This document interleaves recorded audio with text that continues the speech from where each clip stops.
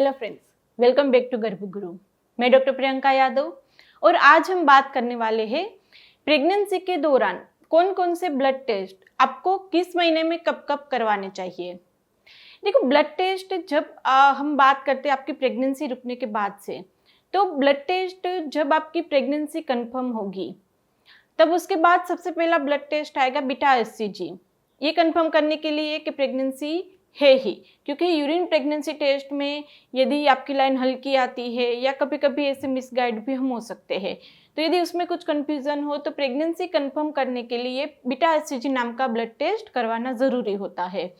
और आपका ये एक बार प्रेगनेंसी टेस्ट कंफर्म हो गया, उसके बाद आता है जब आपकी प्रेगनेंसी यूट्रस में है या नहीं वो कंफर्म हो जाए, क्योंकि प्रेगनेंसी जब पॉजिटिव आती है, बीटा एचसीजी पॉजिटिव आता है या टेस्ट किट में पॉजिटिव आता है, तो कभी कभी एक्टोपिक प्रेगनेंसी होने की भी संभावना होती है। एक्टोपिक प्रेगनेंसी यानी कि फेलोपियन ट्यूब में, गर्भनाल में बच्चा रह गया हो, क्योंकि बच्चे का पहला 6-7 दिन का विकास तो फेलोपियन ट्यूब में ही होगा।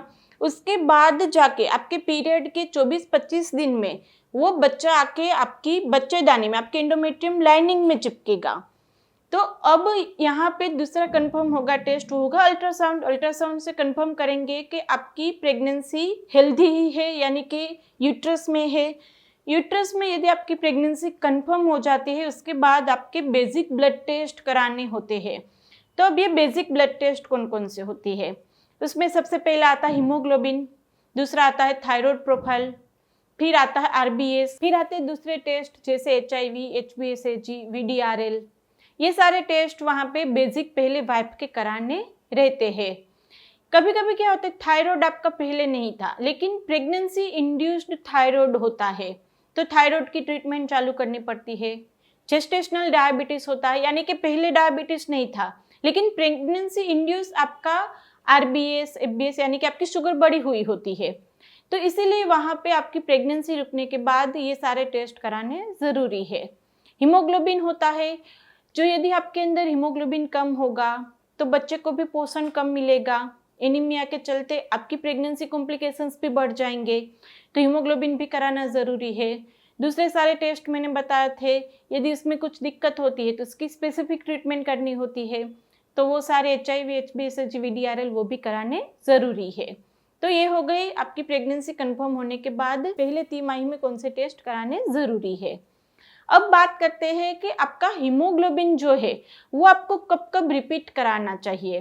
तो देखो, हीमोग्लोबिन टेस्ट है वो हर 3 महीने में होता है, यानी कि पहले महीने में हुआ, फिर 3 महीने के बाद होगा, फिर 3 महीने के बाद होगा, और आपकी ईडीडी के पहले एक बार होगा। स्पेशली यदि आपको एनीमिया की दिक्कत है तो ईडीडी के पहले भी आपका एक टेस्ट होगा। अब यदि वहाँ पे हीमोग्लोबिन की कमी होती है तो उसकी अलग से दवाई देनी पड़ती है।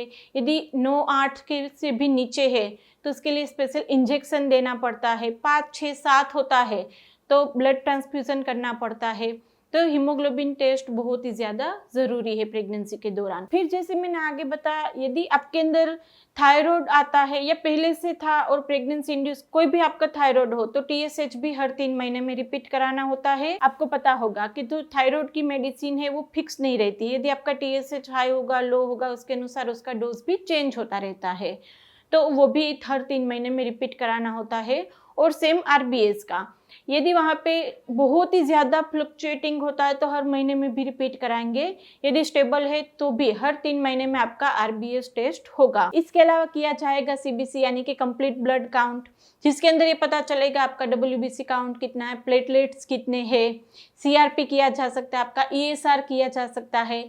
तो ये सारे टेस्ट जैसे ही यहाँ पर दूसरा महीना शुरू होगा या फिर आपका पहला जब एंटीनेटल विजिट होगा तब ये सारे टेस्ट किए जाएंगे। उसके अलावा यदि आपको बीच में सर्दी खांसी हुई, इन्फेक्शन हुआ या बुखार आया तो उसके स्पेसिफिक टेस्ट किए जाएंगे। और यदि आपकी और कोई हेल्थ इश्यू पहले से चल रही है या फिर प्रेगनेंसी के दौरान यदि आपके कोई कॉम्प्लिकेशंस आते हैं तो उसके स्पेसिफिक टेस्ट के लिए आपको डॉक्टर बोलेंगे। दूसरी एक चीज़ आपको ये ध्यान में रखनी है कि जब आपके हाथ में रिपोर्ट आए तो सामने जो रेफरेंस रेंज दी गई होती है उसके साथ मैच करना मत, क्योंकि जो प्रेगनेंसी के दौरान पैरामीटर्स होते हैं वो सारे चेंज हो जाते हैं, नॉर्मल वैल्यूज चेंज हो जाती है। तो आपकी रिपोर्ट में दिक्कत है, आपकी जो पैरामीटर है वो बढ़ रहा है, ये कम हो रहा है, तो वो सारे डिसीजन अपने गायनिक को ही लेने दीजिए। अपने आप से उस बात का स्ट्रेस मत लीजिए कि इसमें तो इतना दिया है और मेरा इतना आया है, तो ये मेरा कम है या मेरा बड़ा हुआ है। ऐसा नहीं होता है। तो आपकी मेडिसिन का डिसीजन, आपकी रिपोर्ट नॉर्मल है या नहीं, वो डिसीजन आप अपने गायनिक को ही लेने दीजिए। इसमें से भी कुछ क्वेरी हो, कुछ कन्फ्यूजन हो तो आप हमें कमेंट बॉक्स में पूछ ही सकते हैं। और यदि आपने हमें इंस्टाग्राम पे फॉलो नहीं किया है तो आप वहाँ पे भी फॉलो कर सकते हैं, वहाँ पे Q&A लाइव सेशंस होते रहते हैं। वीडियो अच्छा लगे तो उसको लाइक एंड शेयर कर दीजिएगा, और अभी तक सब्सक्राइब नहीं किया तो कर लीजिए। गर्भगुरु को जल्दी से 1 मिलियन हमें कंप्लीट करने हैं सब्सक्राइबर। तो चलिए फ्रेंड, फिर जल्दी मिलेंगे नए वीडियोस के साथ। तब तक के लिए stay healthy, stay happy, bye.